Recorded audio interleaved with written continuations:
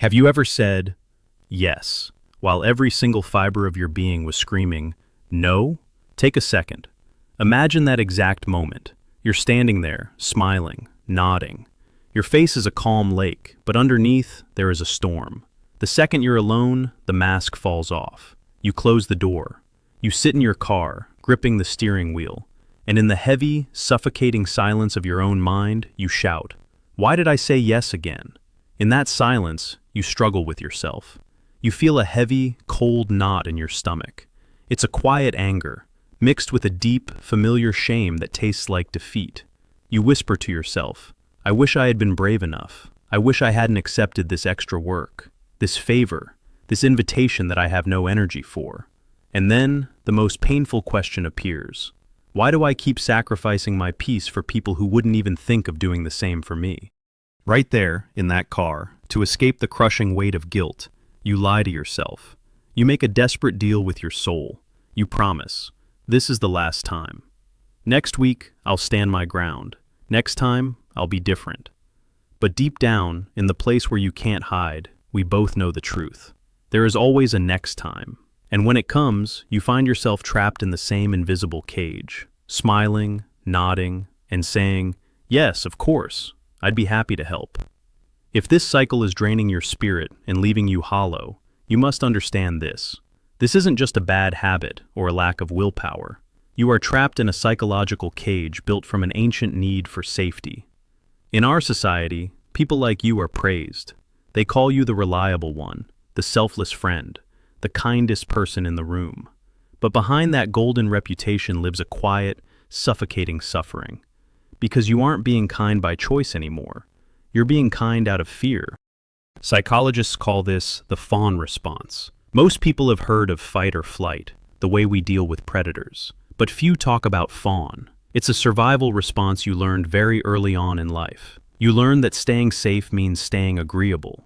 You learn that your value is tied directly to your usefulness, that love is not a gift, but something you must earn by solving other people's problems. To your nervous system, conflict is dangerous, so you became a master, an expert at reading the room. You notice the smallest shift in someone's tone, a slightly raised eyebrow, a heavy sigh that no one else heard, and instantly, your brain moves to fix it.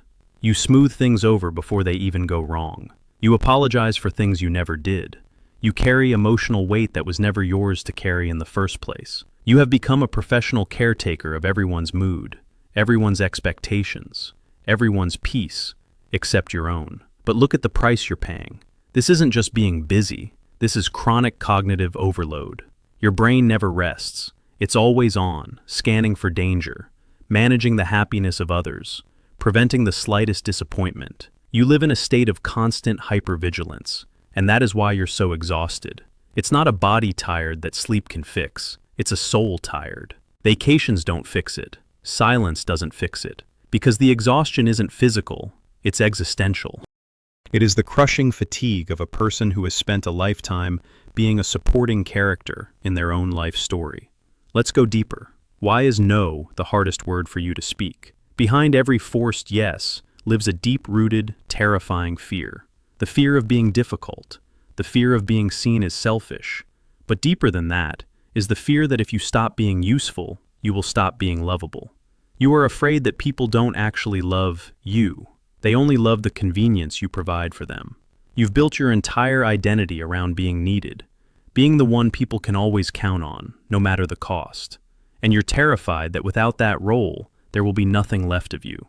You fear the silence that might come when the requests stop. And here's the hardest truth you will hear today. Some people will leave when you start saying no.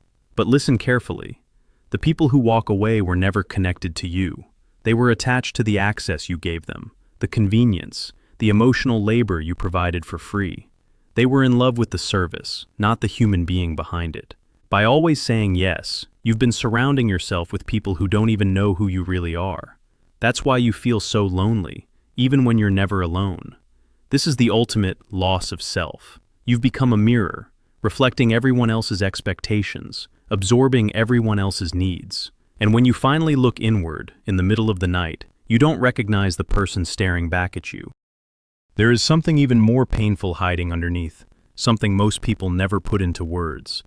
When you live like this for long enough, you don't just lose your boundaries, you lose your internal compass.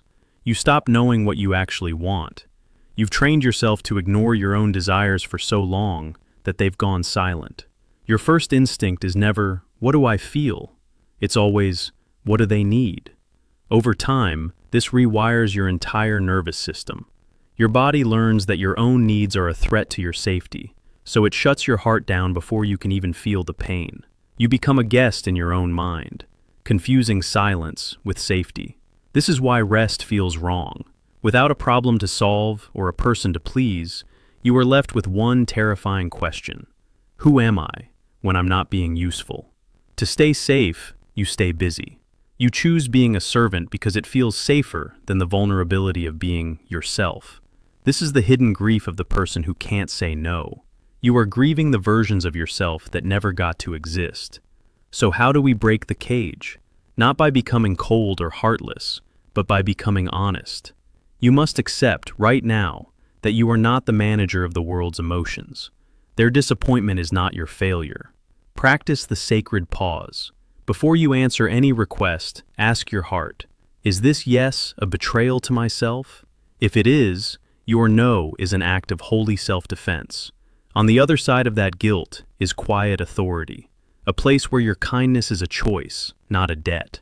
You finally stop being a mirror and start being a person with limits and a voice that matters. Today, stop running for the world. Stand up for the person in the mirror. Put the weight down. Your life can finally begin. Tell me in the comments, what is the one thing you are finally ready to say no to? Take your life back, one boundary at a time.